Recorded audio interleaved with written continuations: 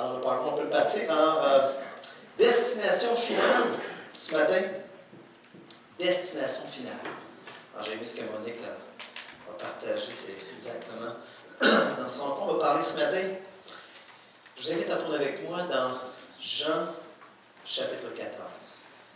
Jean, chapitre 14. Alors, ce matin, ça sera mon verset thème, et dans lequel je vais, on peut dire, bâtir autour de ce texte-là. Alors, peu de temps avant de partir, Jésus a dit ceci, 14, verset 1. Jean 14, verset 1. Que votre cœur ne se trouble point. Croyez en Dieu et croyez en moi. Il y a plusieurs demeures dans la maison de mon Père. Si cela n'était pas, je vous l'aurais dit. Et je vais vous préparer une place. Et lorsque je m'en serai allé, et que je vous aurai préparé une place, je reviendrai. Je reviendrai. Je reviendrai et je vous prendrai avec moi, afin que là où je suis, vous y soyez aussi. Un texte merveilleux, réconfortant et encourageant. Vous savez, on fait, pour la plupart d'entre nous, on fait tous des rêves. Il y en a qui sont très conscients de leurs rêves. Il y a des gens parmi vous qui rêvent mais s'en rendent pas compte, ça ne s'appelle pas de rien. Mais en même temps, on a tous aussi de nombreux rêves dans la vie. On rêve certaines choses dans la vie. On en a tous. Alors le mien, moi, je pense que je l'ai peut-être déjà dit ici, mon rêve, c'est faire le tour de la Méditerranée en famille. Alors, je ne sais pas si c'est un rêve qui est réaliste, mais on s'enligne pour ça. Et on travaille là-dessus depuis quelques mois. Alors, on rêve de faire le tour de la mer Méditerranée, de visiter tous les pays, Turquie, Grèce, tous ces pays-là, Israël. Alors, d'y aller une fois, mais toutes les faire, l'Égypte, et d'aller voir cette région-là, d'être imbibé un peu, justement, avec tous les paysages dans lesquels la parole de Dieu a été écrite, dans lesquels il y a eu énormément d'actions. Un jour, j'étais dans une soirée, on m'avait invité à une soirée. Et justement, on parlait de rêve au départ. Puis cette entreprise-là qui recrute nous disait de mettre notre rêve en image et de le mettre sur le frigo. Alors, on nous disait, vous avez déjà peut-être entendu parler de ça, donc de voir ton rêve, de le voir sur le frigo tous les jours, ben, il va se réaliser. Bon, j'écoutais, je voyais tout le monde voir, puis là, c'était le frigidaire, ils vendaient le frigidaire avec, là, si tu veux que ton rêve se réalise. Et moi, j'écoutais ça, je regardais les gens, j'étais estomaqué, j'ai dit non, je ne suis pas capable d'embarquer là-dedans. Un rêve matériel, que ce soit une moto, un voyage, un paquebot, peu importe ce que tu veux, mets-le sur ton fridge, puis regarde-le, là, puis espère-le, puis ça va marcher. Il va falloir que tu travailles aussi un peu dans ma business que je te montre à ce moment. Puis il faudrait que tu embarques. Si tu embarques, tu vas avoir le rêve réalisé. Alors, c'était un petit peu l'approche, mais je n'ai pas été capable d'embarquer là-dedans. Non, ça l'accrochait. Le problème là-dedans, c'est que c'est pas de rêver qui est le problème. D'avoir un rêve, c'est pas le problème. Le problème pour Dieu, c'est ce qu'on rêve mal. Nous rêvons mal. Nous rêvons de manière superficielle, on rêve de manière temporelle. Nous ne rêvons pas assez profondément. C'est ce que Dieu veut nous dire ce matin. Nos désirs sont beaucoup trop de surface. Des désirs de surface. Et ça, on en a tous. C'est légitime en quelque part. Mais ce sont des rêves, en fait, extérieurs à soi-même. Et on se dit, puis je l'ai écrit un peu en québécois, comme ma vie serait tellement plus meilleure. J'entends ça encore des fois. Tellement plus meilleure. Je l'ai ramassé. Comme ma vie serait tellement plus meilleure si j'avais telle chose. Et ce que Monique disait tantôt, vraiment pas biblique. C'est vraiment pas ça. Si j'avais telle chose, si je faisais telle chose, si j'avais telle sorte d'expérience, ma vie serait tellement plus meilleure. Rêver donc, c'est normal, mais c'est pas neutre. C'est pas notre rêver. Notre capacité de rêver peut être à la fois merveilleuse, d'une part, puis d'un autre côté, dangereuse. Cette capacité-là peut être merveilleuse ou dangereuse. Nos rêves peuvent révéler notre foi, et on va en parler ce matin, mais aussi, nos rêves révèlent nos convoitises. À combler nos intérêts personnels et non ceux du Seigneur. Il y a ça dans tout le monde vit ces choses-là. Et lorsque nos rêves ne s'accomplissent pas, qu'est-ce qui se passe? Et c'est là la question. Quand nos rêves ne s'accomplissent pas, on plonge tête première dans l'insatisfaction. L'insatisfaction. Hein? We waited 30 minutes, no service. J'ai attendu 30 minutes pour être servi. Insatisfait. Bon, c'est un exemple vraiment simple, mais quand j'ai vu l'image, j'ai dit, oh boy, lui, son rêve vraiment d'être servi en dedans de 30 minutes. C'est pas passé. Mais on est un peu comme ça. Insatisfait. Et on vit ça. Et si vous saviez, je ne sais pas vous, mais je m'écoute des fois, puis j'écoute ma famille, puis j'écoute l'Église, puis j'écoute dans le monde, et ce que j'entends en fait, ce que j'entends même en dessous, c'est « je suis insatisfait. Je ne suis pas content. » Et prenez le temps un jour juste d'écouter. Quand j'étais à l'école le midi, j'écoute les étudiants. Constamment, on est baigné dans un flot d'insatisfaction. Et c'est long. Ça fait partie du quotidien. Est-ce que c'est juste les Québécois? Non. Je pense qu'il y a de la nature charnelle là-dedans. Mais c'est les réalités qu'on a. Il y a une histoire, mais vous savez, c'est légitime un peu d'être déçu. Il y a un papa que je connais qui a eu 4 filles. 4 filles avec son épouse. Et lui, son rêve, c'était d'avoir un garçon. Alors, ce qu'ils ont fait, ils ont adopté un garçon. Un beau petit bonhomme. 2 jours. 2 jours. Au bout de quelques mois, le petit garçon commence à faire des convulsions. Ça se répète. Ça se répète. On lui dit, on donne les médicaments, on enlève les médicaments, puis on regarde, puis à un moment donné, on s'aperçoit que l'enfant a un handicap. Le papa démolit. Son rêve, c'est d'avoir un garçon. Hein? Mon garçon, puis l'élever pour en faire un homme de Dieu. Le papa désillusionné total. Son rêve vient de tomber. Dieu est souverain. Racontez peut-être un jour la suite de l'histoire. Ou peut-être que je l'inviterai un jour à raconter ici même son histoire. Parce que la suite est belle. Dieu a travaillé dans sa vie par rapport à son garçon. Et je crois qu'il va en faire devant Dieu. Mais son rêve, au départ, c'est pas accompli comme lui, il avait pensé. C'était son rêve. Et j'avais d'autres exemples ici, je pourrais vous en raconter plein. Des gens qui avaient un rêve et finalement, insatisfaits, ils ont quitté l'Église. Ça c'est du quotidien. Insatisfait, j'ai pas ce que je veux, c'est pas comme je veux. Ou bien on met du côté. Ça, c'est les réalités. Mais pourtant, nous vivons dans la plus belle des histoires. La plus belle des histoires. L'histoire de la rédemption.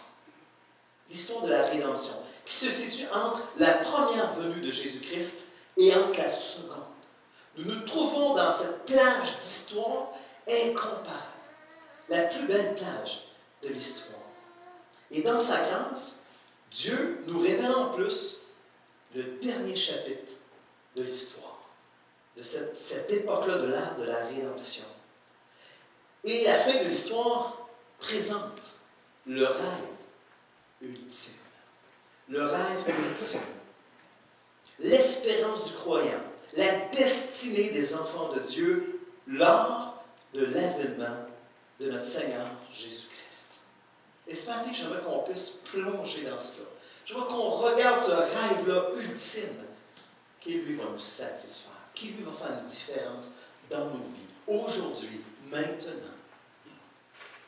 Alors, ce que Dieu veut, il veut nous emmener à découvrir et comprendre le rêve ultime que lui nous offre, que lui nous présente.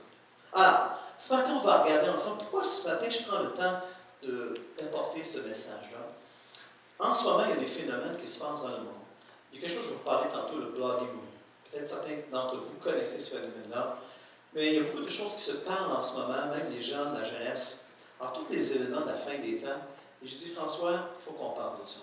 C'est un sujet important pertinent en ce moment, parce qu'il y a beaucoup de choses. À la radio, à la télévision, vous allez entendre, ou vous allez peut-être voir. Je me suis dit, l'Église a besoin encore de revisiter ce sujet-là. C'est important. Alors, c'est quoi exactement l'avènement de Jésus-Christ? La Bible parle d'événements très importants qui vont affecter l'ensemble de l'univers, même dans l'espace, dans le ciel. Mais plus particulièrement c'est l'avènement, c'est-à-dire le retour de Jésus-Christ. Lorsqu'on va dire ce matin l'avènement dans les Écritures, on parle ici du retour glorieux du Seigneur Jésus-Christ sur la terre. Et dans le Nouveau Testament, il y a 4 termes concernant le retour de Jésus. Et je les ai mis sur l'acétate. L'arrivée, la révélation, l'avènement, ou la venue, le mot c'est le sens, c'est venue, la manifestation, qui est l'apparition. 4 termes qui s'interchangent dans le Nouveau Testament. Un des plus connus, celui qui est souvent utilisé, c'est le mot grec parousia. Parousia, qui fait référence ici, ce mot-là, dans le contexte de l'époque, faisait référence à l'arrivée officielle d'un empereur, d'un roi, d'un gouverneur dans une ville ou dans une province. Il s'agissait d'un événement important, mais qui exigeait plusieurs mois de préparatifs et aussi la levée d'impôts spéciaux pour la venue et l'arrivée de cette personne-là très importante. En passant, c'est des images, bien entendu. C'est très dur à... On a des éléments dans les Écritures, c'est des images, bien entendu, c'est pas la vérité parfaite. Alors, comment ça se fait exactement, les détails? On va toucher un petit peu à ça dans quelques secondes. Quelle est la place maintenant, prochaine question que j'aimerais répondre, quelle est la place de l'avènement dans les Écritures?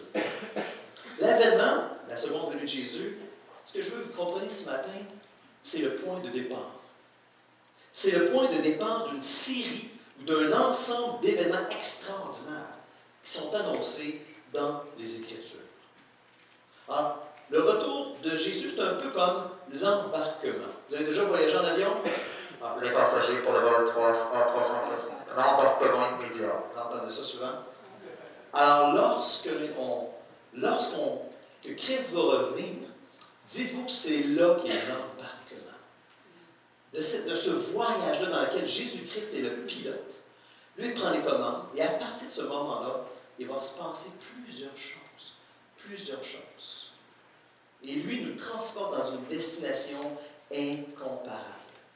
Donc, l'avènement du Seigneur, il nous propose en fait un voyage dans lequel on appelle ça un forfait tout inclus. Vous savez, moi, je n'ai jamais été dans le cadre. Il y en a qui ont déjà été. C'est un forfait, là, tu as le buffet. Mon ami, tu regardes ça, ça t'a quasiment faim. Alors, on va voir ça au baptême la semaine prochaine. Invitez vos amis. Alors, tout inclus. Alors, Jésus, son voyage, à ce qu'il nous offre, c'est un forfait tout inclus. Tout est là, tout est à l'intérieur. Et j'aimerais vous énumérer dans quel... Alors, je fais ce matin, c'est plus une étude, disons, thématique sur l'avènement du Seigneur. Et je veux juste vous montrer quelques secondes, qu'est-ce que c'est cette destination-là finale? À quoi ça nous emmène lorsque Christ va revenir? Premièrement, c'est la résurrection des justes. La résurrection des justes. Que les morts en Christ vont ressusciter et seront transformés et recevront la vie éternelle. C'est un de ces éléments-là. Le point de départ, la venue de Christ, inaugure ces choses-là, ce forfait-là. Deuxièmement, l'enlèvement. La famille de Dieu vivant sur terre, à ce moment-là, pas qui aura la chance, qui aura la bénédiction de vivre l'enlèvement. La famille de Dieu qui sera enlevée dans les airs à la rencontre du Seigneur sur des nuées. Et je vais parler tantôt des nuées, quelques secondes sur ça. Rencontrer Christ directement dans les airs, je me dis, c'est inimaginable. Mais ce fait-là s'en vient. Très bientôt, cet élément-là arrivera. Troisièmement, la délivrance du péché. C'est le jour de gloire. C'est, bien entendu, c'est la rédemption finale, complète et parfaite. La famille de Dieu entrera enfin dans le repos de Dieu. C'est terminé la bataille. Pour ceux qui souffrent ici ce matin, pour ceux qui vivent des choses difficiles, pour ceux qui combattent pour l'Évangile et qui sont persécutés, Dieu dit, voici le jour du repos maintenant. Repose-toi aussi de tes œuvres. Tu es un fidèle serviteur. Maintenant, entre dans le repos. C'est ce que ça signifie lorsque Christ va revenir. Quatrièmement, la rétribution au tribunal de Jésus-Christ. Une distribution des récompenses pour les enfants de Dieu. Aussi, et je n'ai pas le temps d'élaborer parce que c'est un survol ce matin, quand on parle du tribunal de Christ, imaginez un podium dans lequel on remet des couronnes, dans lequel on décore, dans lequel on remet des récompenses. Et c'est le sens ici du tribunal de Christ. Couronne de gloire incorruptible. On a chanté tantôt. Hein? On parlait de la couronne de gloire de Christ. Et Christ aussi va remettre des couronnes. Et nous, qu'est-ce qu'on va faire avec? Pardon? Exactement. On va le déposer au pied du Seigneur. Seigneur Jésus, à toi la gloire.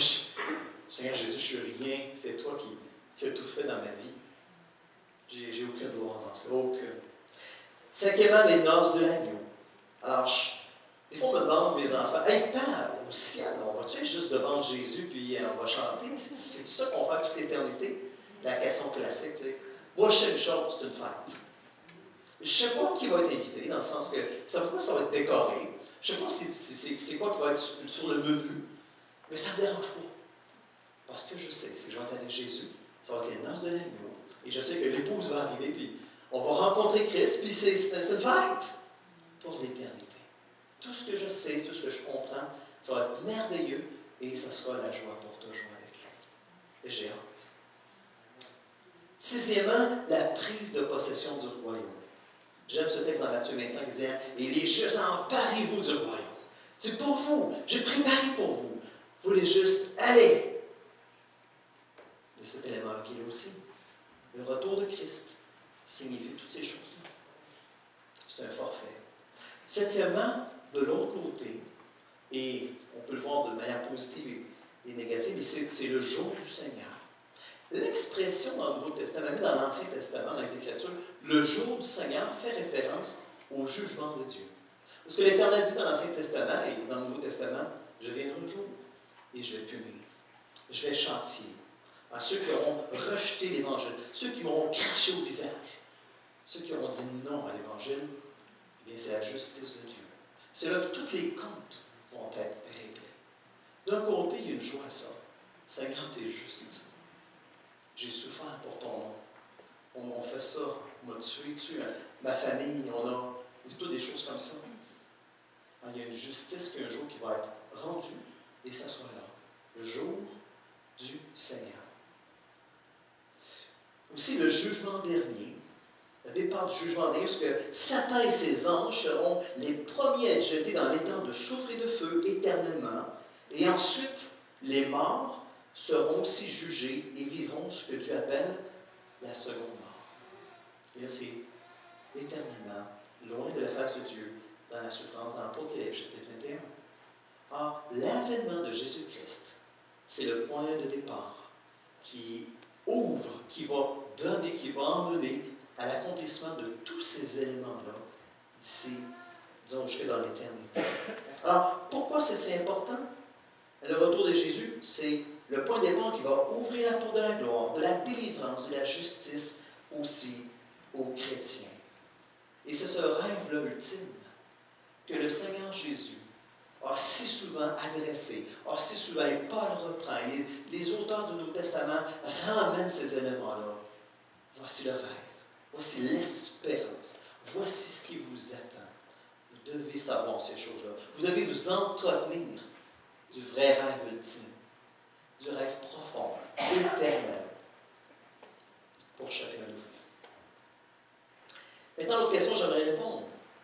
Quelles sont les caractéristiques du retour de Jésus-Christ? Là, il y a beaucoup de textes dans le Nouveau Testament, et je ne les ai pas tous mis sur la liste, je les ai dans mes notes, ceux qui aimeraient avoir les textes. Mais rapidement, 4 choses que j'ai fait une synthèse de 4 choses. Alors, premièrement, la parole nous dit que ça va être soudain. Pardon, je l'ai 5. 5 choses. Alors, c'est soudain. Au moment où personne ne s'y attend. Alors, vous connaissez l'expression pour plusieurs, comme un volant dans la nuit. À un moment que vous n'auriez pas imaginé. Là, je me suis arrêté. À un moment que vous n'auriez pas imaginé. Je me suis dit, oh boy, c'est pendant un Super Bowl, les Olympiques. Tu sais, quelque chose que tout le monde va être focusé sur quelque chose, j'imagine. L'impression que ça donne, c'est que les gens vont être occupés à quelque chose. Ça, c'est ma façon de voir les choses en passant. Et je me suis dit, comment est-ce que vraiment dans un temps que personne va vraiment avoir pu imaginer? 2 Pierre nous dit, comme l'éclair illuminant le ciel d'Orient en Occident. Soudain, rapide. Ça soit aussi personnel. Le Seigneur lui-même, il y a tout un débat, parce que, mais ça va être. Non, non, c'est Jésus lui-même, il vient. Ce n'est pas un imposteur. Alors, c'est pour ça qu'on va parler tantôt, et les antéchrists et tout ça. Jésus lui-même, il vient, puis ça va être évident. C'est lui qui vient. Le Seigneur lui-même descendra du ciel, dans 1 Thessaloniciens, chapitre 4, verset 16. Jésus, on l'a dit tantôt, je reviendrai. Je reviens. C'est certain, c'est moi qui reviens. Et nous le verrons tel qu'il est, un Jean 3. La troisième caractéristique, ça sera aussi visible. Visible. Ça ne sera pas un phénomène caché. Là. Hein? Jésus est venu quelque part. On n'a pas entendu parler. Pourtant, j'ai pris mon téléphone intelligent, puis il n'y a pas ça à Radio-Canada. Non. Quand Jésus va revenir, visible, et tout le monde va le voir. Apocalypse 1:7. Et tout le monde le verra. Ça va être évident pour tout le monde. Ça va être clair pour tout le monde. Quatrièmement, ça sera aussi, on parle de corporel, une venue corporelle. Jésus reviendra avec son corps. Ce Jésus redescendra du ciel de la même manière qu'il est monté, acte 1, 11, lorsque les anges ont dit ça aux disciples. Le Fils de l'homme viendra, Matthieu 24, donc corporel. Et le dernier, spectaculaire. Le Seigneur apparaîtra avec beaucoup de puissance et de gloire. Et j'essaie d'imaginer, tu sais, quand on prépare, puis on réfléchit, puis on médite les textes, ça va être extraordinaire, ça va être spectaculaire. Un signal retentira par la voix de l'archange et par le son de la trompette divine. Il viendra avec ses anges puissants et dans une flamme. 2 Thessaloniciens chapitre 1, 7 et 8. Et ça dit même sur des nuées du ciel. Dans les Écritures, lorsqu'on parle de nuée du ciel, et j'ai été voir, j'ai fait une petite recherche, et c'est intéressant de comprendre une nuée. C'est un nuage surnaturel. Et souvent, dans les Écritures, lorsqu'on a la nuée, ça a un symbolisme, ça signifie la gloire de Dieu. Alors, lorsqu'on parle de nuée qui arrive, c'est la gloire de Dieu. C'est intimement relié à l'aspect que Dieu est glorieux. Alors, Jésus revient dans la gloire, sur les nuées. Jésus a quitté ce monde dans une nuée. Il dit, Apocalypse 1:7, voici, il vient avec les nuées. Alors, le sens est fort ici. Il revient glorieux. Donc, les écrits prophétiques, particulièrement l'Apocalypse, n'ont pas été écrits pour tenter, et ça c'est important ce que je vous dis ce matin. Premièrement, les livres prophétiques n'ont pas été écrits premièrement pour déterminer qui est la bête, le dragon, l'identité de Gog et Magog. J'ai fait des recherches là-dessus. Bon, c'est la Russie, non, c'est la Turquie. Il y a toutes sortes de choses qui se disent. En passant, il y a tellement de choses qui se disent là-dessus. Mais ce n'est pas la première raison que ces là ont été écrits. Mais c'est surtout pour nous aider à découvrir et comprendre notre destination finale, à nous les croyants, qui débutera lors du retour de Jésus-Christ. Ces livres ont été écrits pour nous encourager et pour nous informer. Donc, si on fait une application à ce qu'on vient de dire ce matin, au départ, de son côté, le Seigneur lui œuvre à métamorphoser mon cœur. Depuis toujours, le Seigneur il cherche dans ta vie à métamorphoser ton cœur.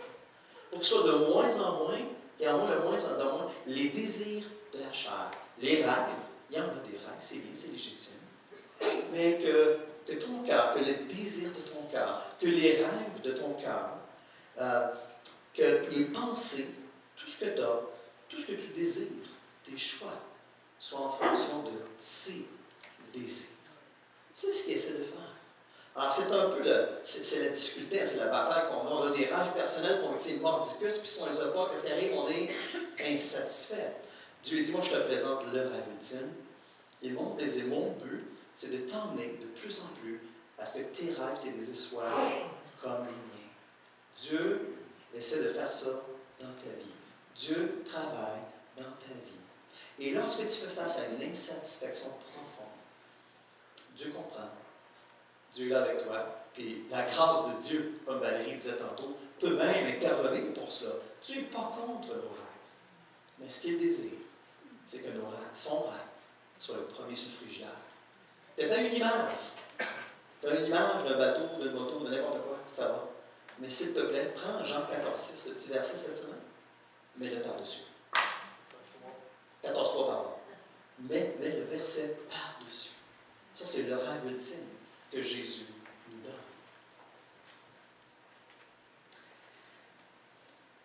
Mais est-ce que de découvrir et connaître ma destination finale, de vivre en ayant la destination finale sous mes yeux, de le mettre sur le frigo, est-ce que ça change quelque chose dans ma vie? Est-ce que ça change quelque chose maintenant? Moi, je crois que c'est certainement oui. La réponse est oui. Parce que Dieu désire que justement que je puisse prendre possession de ce rêve ultime-là. Que je prenne possession de ce rêve ultime et que je l'applique à ma vie aujourd'hui. Et pour répondre à la question, je vais encore faire oui, j'ai encore un peu de temps. Alors, je vais faire aussi une exposition rapide et continuer dans cette sens-là et continuer à répondre à la question « Quand Jésus reviendra-t-il exactement? » On va aller de plus en plus pointu. Quand est-ce que Jésus va revenir? Alors, la prochaine image, souvent ce qu'on entend parler, et ça ce que j'entends beaucoup, c'est la fin du monde. Alors, c'est la fin du monde, puis on est focusé, même des fois comme chrétiens. Je le vois dans la famille de Dieu, on focus sur la fin du monde. Et nous, notre focus devrait être sur le retour de Christ. Le retour de Jésus, l'avènement. Et c'est là que notre cœur, surtout, oui, il y aura ça. Malheureusement, le monde est livré à la destruction. Le péché est là, tout ce qui est sur la terre, tout ce qui est ici, est livré au péché, à la destruction. La Bible nous dit ces choses-là. Oui, c'est sûr qu'on peut pleurer. On peut pleurer la terre. On peut pleurer la nature. On peut pleurer tout ce que Dieu crée, tout ce que le péché à cause de l'homme, tout ce qui a été détruit. Mais notre focus doit être là. Le retour glorieux de Jésus-Christ. On ne sait pas l'heure, mais on peut connaître la période. S'il y a une phrase que tu peux retenir ce matin, entre autres par cette deuxième partie-là, on ne connaît pas le moment exact, mais Jésus prend le temps de dire, vous ne savez pas l'heure, le Père seul le sait, mais je vous donne des signes pour que vous puissiez identifier la période. La période dans la période de rédemption, de la première venue à la seconde venue. Alors, je peux vous donner, à la fin, je vous donne des éléments. Alors, pour ce qui est de l'heure, ce n'est pas 60 minutes, ce n'est pas une heure de 60 minutes ici, on parle, c'est ce qu'on vient de dire, c'est le moment. Pour ce qui est de la période, dans Matthieu 24, on parle de discerner les saisons. Jésus prend un exemple, et je pense que c'est la prochaine à cette étape, l'exemple du figuier. Est-ce que je me trompe?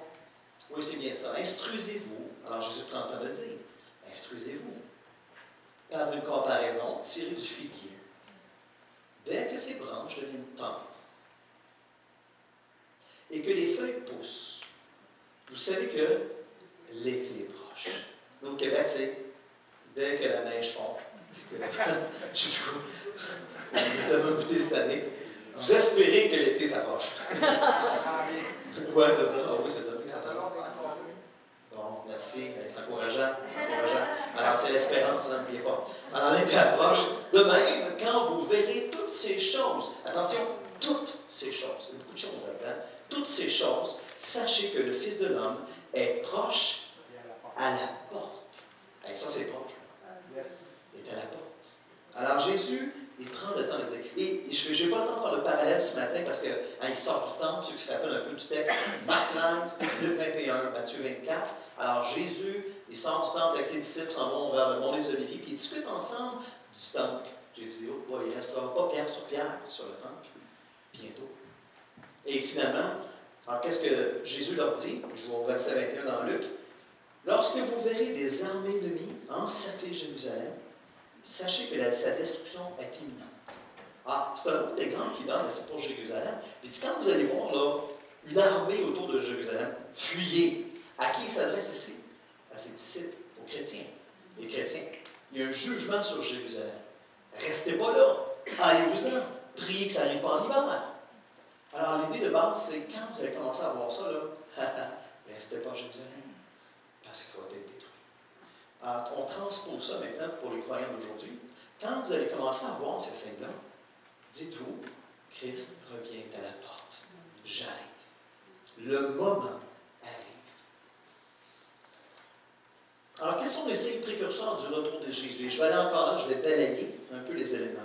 Alors, les signes. Alors, ce matin, ce n'est pas une étude en profondeur, c'est une étude en largeur pour donner la photo globale. Et on pourra revenir probablement, peut-être tout le temps, sur une série, justement, plus approfondie sur ces éléments-là. Et ça se peut qu'on fasse une classe pour ça. Quels sont les signes précurseurs du retour de Jésus? Alors, l'avènement du Seigneur Jésus sera précédé d'un certain nombre d'événements signes. Alors, ça, c'est juste des images là, qui se passent un peu partout. Le symbole à côté, en ce qui me demande, c'est le gouvernement mondial. Alors, il y a des choses qui se sont bien entendues. J'ai rencontré un couple dans l'Outaouais quand j'étais là-bas, qui travaillait sur l'établissement du gouvernement mondial. Donc, il y a beaucoup de choses qui se font et qu'on n'est pas au courant et qui se trament en partie. Mais juste des images. Si on ira au texte de la prochaine acétate, alors des faux Christ séduiront beaucoup de monde. Alors, je veux juste balayer Matthieu 24. Des guerres éclateront. Les famines séviront. On a la peste aussi que j'ai oublié d'écrire. Luc, il fait ressortir aussi la peste. La terre tremblera en plusieurs endroits. La mer se déchaînera. Il y aura une croissance remarquable du mal.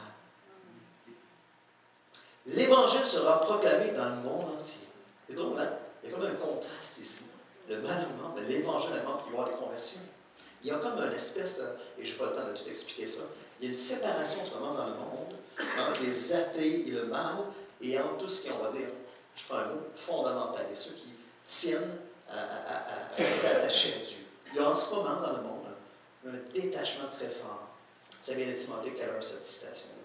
Il y aura une croissance remarquable du mal, l'Évangile sera proclamé, les chrétiens seront haïs des nations, les croyants seront persécutés. Beaucoup se trahiront ou seront trahis par leur famille ou des amis proches. Et je ne suis pas sûr ici, mais c'est même dans l'Église, il y en a qui vont trahir d'autres personnes. Hein? Vous savez ce qui s'est passé en Belgique et partout dans le monde quand il y a eu la guerre? C'est ce qui s'est passé. Entre Belges, ils se sont trahis entre eux autres. Et aller en Belgique, les Belges sont brûlés en mon territoire, sont très, même dans le côté de l'est de la France que je suis allé visiter, les gens ferment leur volet, il n'y a pas personne dans la rue après tout à l'heure. Je l'ai vu là, je me dis, non, il n'y a personne ici. Les gens sont encore accrochés, ils ont peur. Il y a eu toutes sortes de choses, il y a eu des trahisons qui se sont passées. Et ça a affecté les gens. Alors le texte semble dire ça, et je ne vais pas plus loin, et je fais exprès pour juste les mentionner. L'amour des croyants va diminuer.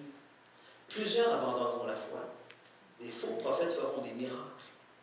Il y a aussi ce qu'on appelle l'apostasie. Et encore là, c'est juste rapidement.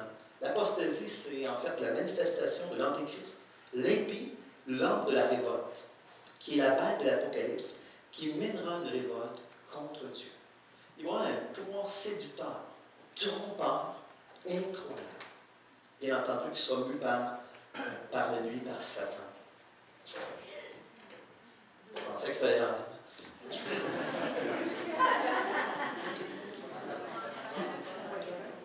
Je pensais que c'est moi qui le venais, pas lui qui tombait. Alors, ça, il y avait des signes. Alors, maintenant, le dernier, je n'ai pas beaucoup de temps pour l'exploiter. Et j'en parle, je fais la parenthèse ce matin parce que c'est quelque chose qui circule en ce moment sur Facebook. Et je me suis dit, il faut juste en parler quelques secondes. Il y aura des signes dans le ciel, Matthieu 24. Alors, concernant cet élément-là, alors dans les textes bibliques, c'est vrai qu'il y a beaucoup de signes qui vont se produire dans le ciel. Et c'est assez nébuleux au départ, c'est pas de dire, assez obscur, difficile à comprendre ou assez interpréter. La prochaine acétate, vous avez peut-être déjà, combien ont déjà vu les lunes de sang? Vous avez déjà, ça a passé, vous? Oui, il y en a qui ont déjà. Alors en ce moment, ça trouve beaucoup de personnes. Et je prends 2 secondes pour juste en glisser un mot. Je pourrais répondre peut-être plus en détail par la suite, personnellement.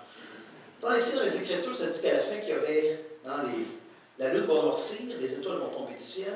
Et on parle aussi dans Joël chapitre 2 que la lune de sang, la lune sera comme la couleur du sang. Alors, c'est très simple, c'est des éclipses. Okay? Juste au départ, là, ces phénomènes-là sont des éclipses qui se produisent. Ce qui est particulier par rapport à ce qui est dit et ce qui circule dans les médias sociaux, c'est qu'il y en a une qui va arriver en Israël. Alors, en fait, c'est le 15 avril. et il y en aura un autre cet automne. Et l'année prochaine, en 2015, aux mêmes dates, il y en aura une aussi en avril et la même date en octobre. Ce qu'on appelle une tétrade. Alors, je vais juste donner une synthèse. Une tétrade, c'est quand on a deux éclipses dans la même année, au même moment, mais dans deux années différentes. Et au milieu, on a ce qu'on appelle la lune noire, lorsque c'est l'éclipse. C'est l'éclipse à l'inverse. Alors, je ne vais pas plus loin au niveau de ces éléments-là. Mais on annonce une qui devrait arriver. Ce qui est spécial, c'est quand même qui concorde avec Passover en français. La Pâque, excusez. Et cet automne avec la fête des tabernacles. Même chose pour l'année prochaine. Alors, il y a quelqu'un qui a vu ça et a dit wow, c'est quoi cette affaire-là? Il a commencé à étudier ces choses-là. Et rapidement, ce qu'il dit, c'est qu'on a eu ça en 48-49, lorsque Israël a été établi. On a eu ça, le même phénomène, en 68-69, lorsque la guerre des 6 jours, lorsque Israël a repris Jérusalem. Donc, la conclusion de ce qu'eux disent, c'est qu'on peut s'attendre en Israël qu'il y a un événement remarquable ou marquant dans les prochains mois. Alors, je le dis, non pas pour vous affrayer ce matin, mais pour vous informer, pour vous dire qu'il faut faire attention. Il y en a qui pensent, qui disent, là, c'est la fin du monde. Vous allez entendre ça là, de plus en plus, là, c'est la fin du monde. Il y a une éclipse, là, regarde ce qui s'est passé, puis ça va encore se reproduire. Alors, Jésus dit, il n'est pas crainte, là. C'est des signes, c'est des choses qui se passent. Mais je le mets dans la 15e élément, mais je ramène à l'élément le plus important. Lorsque toutes ces choses, lorsque vous verrez toutes ces choses, alors à ce moment-là, considérez que je suis à la porte, je suis prêt.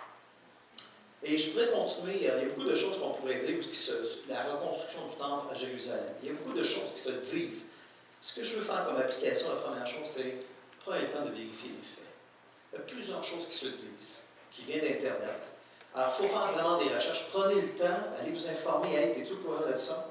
Parce que sinon, on est bon, nous autres, on envoie ça à tout le monde, là, puis finalement, souvent, c'est pas fondé. En première chose, soyez fondés dans ce. L'autre chose, paniquez pas. Alors, prenez pas panique.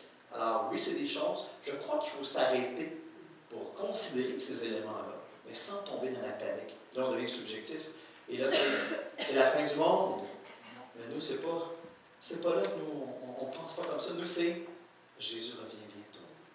Vous voyez la façon de juste de tomber des fois dans la panique. Alors, oui, c'est vrai, on voit, je pense que plusieurs s'entendent qu'on voit plusieurs signes, et je ne tranche pas ici en passant, je vais juste souligner ce que certains disent. Et on voit des débuts de signes prendre place dans le monde. Et il y a plusieurs qui pensent qu'on commence. Mais attention, encore là, toutes ces choses, quand ils vont se produire. Alors, on ne veut pas être alarmiste, mais on ne veut pas non plus être endormi. Vous comprenez? Alors, c'est ça qui est important, c'est de rester, de veiller, de bien discerner. Justement, pourquoi avoir des signes précurseurs? Alors, Jésus nous a donné des signes précurseurs. Alors, pourquoi? 4 raisons rapidement. La première, c'est ce que je viens de dire. Calmez-vous. C'est empêcher justement que les chrétiens soient surpris. Soyez pas surpris, je vous l'ai dit d'avance. Ces choses-là vont arriver. C'est des éléments spectaculaires. Alors, montrer que Jésus, lui, il avait prévu ces choses-là et il les a annoncées. Ce qui est le fun, c'est Jésus. Jésus les a dit, il les a annoncés. Je vous l'ai dit à l'avance. L'autre chose, justement, de discerner, de reconnaître la période. Le moment où on ne sait pas. La période, on peut peut-être discerner la période. Alors, je n'ai pas le temps de passer sur d'autres détails sur ça, mais ce qui est important, c'est de ne pas rester dans la confusion. 1 Thessaloniciens, ceux qui connaissent un peu ce texte-là, et alors les chrétiens croyaient, certains croyaient que l'avènement était passé et qu'il l'avait manqué. C'était la panique totale. D'autres, ils disaient, non, elle est imminente. Ça veut dire c'est d'une journée à l'autre. On ne travaille plus, on n'a plus besoin de rien faire, on attend le retour de Jésus. C'est les années peace and love, mais il y a 2000 ans. Alors, tout le monde, on a du fun, Jésus s'en vient. Pas leur dire, hey, wake up. Oui, il revient bientôt. Mais non, continuez à travailler. Alors, on ne veut pas être dans la confusion. On veut quand même être bien renseigné, bien sur le sujet. Troisièmement, encourager. Encourager en ce sens que de savoir que Christ revient bientôt intensifie notre attente de son retour. Intensifie. Les signes sont là, pour intensifier, pas la peur, mais intensifier notre attente de le revoir, de voir Jésus.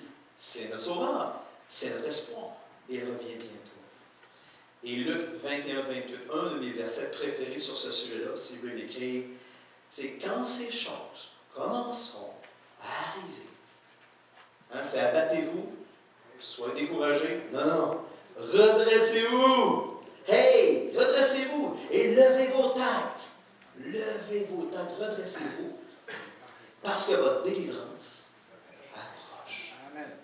Et c'est ça qu'on doit garder, frères et sœurs, dans nos cœurs. Et de voir, de dire, hein, on regarde, Jésus revient. Et finalement, protéger, empêcher les croyants de s'égarer, de suivre des faux messies. Alors, encore une fois, attention, dans tout ce qui se dit ou ce qui circule. Beaucoup de gens, beaucoup de choses, ça fait 20 ans que j'entends parler de Metroia. Je suis ça. Hop, on annonce Metroia, puis là, il est né, puis là, il y a toutes sortes de choses qui se disent, et beaucoup de groupes, on va dire comme ça, sectes religieuses vont annoncer le retour de leur Messie. Il est ici, il est là. J'ai dit non, non, non. Tout le monde va le voir. Quand moi je vais revenir, ça va être évident.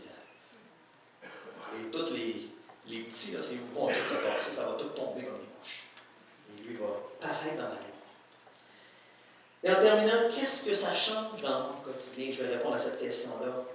Ah, j'ai écrit ici, il y a une grande différence entre vivre en attendant le retour de Jésus-Christ versus vivre dans l'attente du retour de Jésus-Christ. Frère, on n'est pas appelé, nous, à vivre en attendant. Tu sais, bon, ben, moi, je vais continuer à vivre, je vais faire ma petite affaire, puis quand Jésus va revenir, bon, ben, hey, je vais lever la tête. Non, non, non. C'est vivre dans l'attente du retour glorieux de Jésus-Christ. Certaines personnes attendent le retour de Jésus, scrutent le ciel, l'actualité, mais n'ajustent pas leur vie en fonction du retour de Christ. Nous, frères et sœurs, en comprenant ces éléments-là dans les Écritures, nous, c'est pour ajuster notre vie au justement au retour de Jésus-Christ. Dans notre façon de rêver, c'est ce qu'on a parlé tantôt, notre façon de vivre, de faire les choses. Vivre dans l'attente du retour de Jésus change des choses maintenant. Et vous trouvez non seulement le sens exact à votre vie présente. Moi, je vis en fonction que Christ revient bientôt. C'est ma vie. Mais en plus, vous injectez un sens à tout ce que vous faites. Je lave la vaisselle avec les gars. Là, je lave la vaisselle ici. Ça ici, je vais travailler. Ça ici, on ouvre la Bible ensemble. Ça, on va ensemble adorer Dieu en Église. Tout ce que je fais, il y a un sens qui est injecté parce que Christ revient bientôt. Ça change ma vie. Je ne fais plus les choses. Est-ce qu'il y a des choses que vous faites qui n'ont pas de sens? Je le fais parce que je le fais. Alors, c'est quelque chose que je travaille avec mes garçons à la maison. Alors, tu ne fais pas ça parce que tu peux le faire. On le fait parce qu'il y a un sens. Jésus revient, je vais être retrouvé devant lui fidèle et je le fais pour sa gloire. Christ revient bientôt. Et je termine en racontant, je ne sais pas si vous avez entendu parler de deux jeunes. De deux jeunes hommes, moraves, chrétiens, qui eux autres sont tellement saisis par Dieu, par son retour, qu'ils se sont vendus eux-mêmes en esclavage. Ils ont été voir, en fait, eux autres, dans leur cœur, ils voulaient atteindre les esclaves. Et la seule façon de faire, c'était de se vendre comme esclaves. Et littéralement, ils se sont vendus. Ils se sont en allés dans une île où il y avait des esclaves pour leur témoigner de la grâce de Dieu. Et lorsque les deux jeunes hommes ont pris le bateau, l'Église était là, les familles étaient là, tout le monde était là pour les saluer. Et là, ça pleurait. Il ne reviendrait jamais. Là.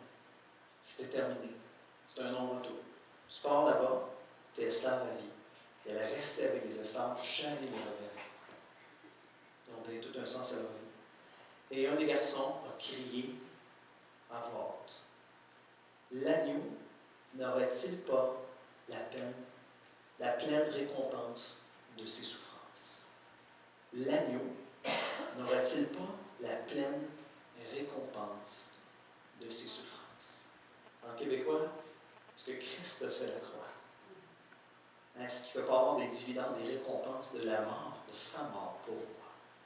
Et ils ont fait leur vie au Seigneur. Je trouve ça extraordinaire. Et je je crois qu'on est appelé, en considérant le retour de Jésus-Christ, de mettre le sens à tout ce que nous faisons. Ça peut aller jusque-là pour certains. Le sens que moi j'ai une destination finale.